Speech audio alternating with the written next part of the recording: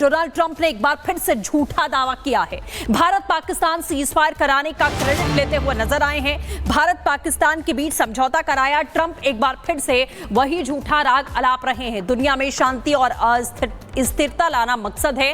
Donald Trump ने एक बार फिर से भारत पाकिस्तान सीजफायर को लेकर यह दावा किया है, जबकि भारत पहले से ही इस बात को क्लियर कर चुका है कि डोनाल्ड ट्रंप की तरफ से कोई भी मीडिएशन इस पूरे मामले में नहीं किया गया। सीजफायर को लेकर भारत पाकिस्तान के बीच में समझौते की बात डोनाल्ड ट्रंप एक बार फिर से कहते हुए यहां नजर आए हैं। जो परमाणु संघर्ष भी बन सकता था, ये डोनाल्ड ट्रंप का कहना है, परमाणु संघर्ष बन सकता था भारत पाकिस्तान का युद्ध, लेकिन दुनिया में शांति और स्थिरता लाना मकसद है।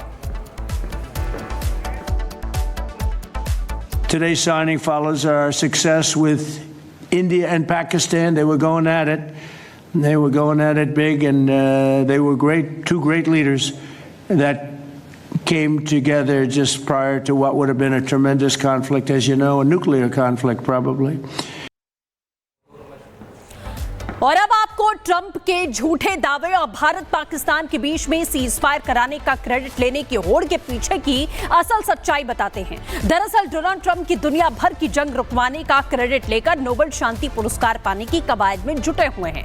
नोबेल शांति पुरस्कार पाने की ललक इतनी है कि जो देश उनकी इस चाहत की राह में रोड़ा बन रहे हैं, उन पर टैरिफ की चाबुक चल रही है और देश उनको नोबेल शांति पुरस्कार पाने की सिफारिश कर रहे हैं। उनको व्हाइट हाउस में बुलाकर खातिरदारी की जाती है। दुनिया में टैरिफ को लेकर अशांति फैलाने वाले ट्रंप खुद के लिए नोबेल शांति पुरस्कार पाने की यहां इस कदर कवायद में जुटे हैं कि जब अजरबैजान और आर्मेनिया ने अमेरिकी राष्ट्रपति के लिए नोबेल शांति पुरस्कार की सिफारिश की तो ट्रंप खुशी से फूले नहीं समा पाए। अजरबैजान के राष्ट्रपति इल्हाम अलीयेव और आर्मेनिया के प्रधानमंत्री निकोल पाशियान को व्हाइट हाउस में बुलाकर उनकी जमकर खातिरदारी भी करते हुए डोनाल्ड ट्रंप यहां पर दिखाई दिए। ये बड़ी जानकारी आपको हम दे रहे हैं कि किस तरीके से पूरी दुनिया में जो युद्ध हो रहे हैं उसका शांति का क्रेडिट, उसके समझौते का क्रेडिट लेने की होड़ में डोनाल्ड ट्रंप इस समय यहां लगे हुए हैं और सीधे तौर पर खुद नोबेल पुरस्कार की उम्मीद कर रहे हैं, जिसकी कवायद में कई और देशों को भी वो शामिल कर चुके हैं। ये डोनाल्ड ट्रंप की एक नई रणनीति यहां पर देखी जा रही है।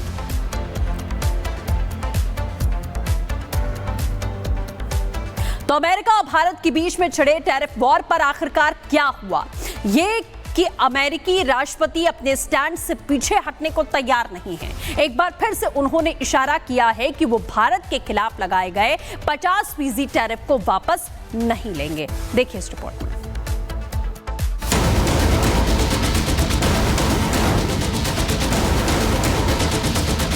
भारत पर दबाव बना रहे ट्रंप ने इस बार अमेरिकी अदालतों के जरिए अपनी टैरिफ नीति को और ज्यादा कड़ा करने के संकेत दिए हैं। ट्रंप ने अमेरिकी अदालतों को चेतावनी भरे लहजे में कहा है कि वो IEEPA यानी international emergency economic power act को कमजोर न करें। उन्होंने अपने सोशल मीडिया पोस्ट में लिखा कि अगर IEEPA के इस्तेमाल को लेकर कोई फैसला दिया गया तो अमेरिका की अर्थव्यवस्था तबाह हो जाएगी। अगर ऐसा हुआ तो 1929 जैसे महामंदी होगी। फिर अमेरिका इस तरह की त्रासदी से उबर नहीं पाएगा। दरअसल IEEPA यानी international emergency economic power act ही वो कानून है जो अमेरिकी राष्ट्रपति को आर्थिक लेन देन की अतिरिक्त शक्ति प्रदान करता है। इसी का इस्तेमाल कर डोनाल्ड ट्रंप ने भारत पर 50% टैरिफ लगाया है। अमेरिका ने जो 50% टैरिफ लगाने की घोषणा की है, मुझे लगता है कि ये दौर लंबा नहीं चलेगा और भारतीय उद्योगों को इससे घबराने की ज़रूरत नहीं है। थोड़े समय के लिए जो एक्सपोर्ट हम अमेरिका में करते थे वो अंडर रिव्यू रहेंगे। वहाँ के लोग भी इसको आकलन करेंगे क्योंकि इसका इफेक्ट भारत के सिर्फ एक्सपोर्ट पे नहीं है, ये वहाँ के लोगों को भी महंगी चीज़ें मिलेंगी। ट्रंप ने राष्ट्रीय सुरक्षा चिंताओं का हवाला देते हुए व्यापार प्रतिबंधों को लागू करने के लिए बार बार IEEPA का सहारा लिया है। तो वहीं कई कानूनी विशेषज्ञों का तर्क है कि व्यापार नीति में इस कानून का इस्तेमाल इसके मूल उद्देश्य से धोखा है।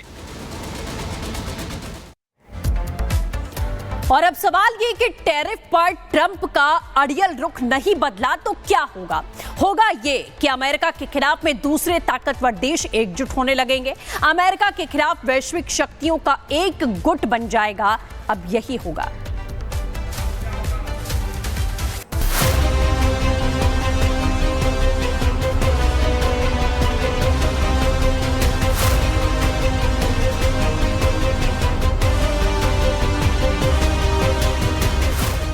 कहते हैं जैसी करनी वैसी भरनी। अमेरिका के साथ भी कुछ ऐसा ही होता दिख रहा है। ट्रंप की टैरिफ वाली जिद ने भारत समेत कई देशों को नाराज कर दिया है और अमेरिका के खिलाफ एक पावरफुल ट्रायंगल बनता नजर आ रहा है। इस ट्रायंगल में शामिल हैं भारत, रूस और चीन। सबको पता है कि भारत और चीन की आपस में नहीं पटती, लेकिन दुश्मन के दुश्मन को दोस्त होते देर नहीं लगती। ट्रंप की टैरिफ मनमानी के खिलाफ भारत ने आवाज उठाई तो चीन ने भी सुर में सुर मिलाया। ग्लोबल टाइम्स ने भारत के समर्थन में लिखा कि समय आ गया है कि अब ड्रैगन और हाथी एक साथ डांस करें।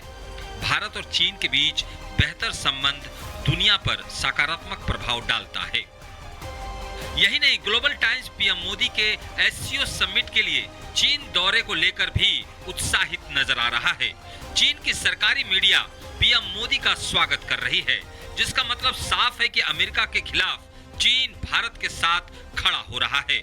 वहीं दूसरी तरफ रूस ने भी भारत के साथ एकजुटता दिखाई है।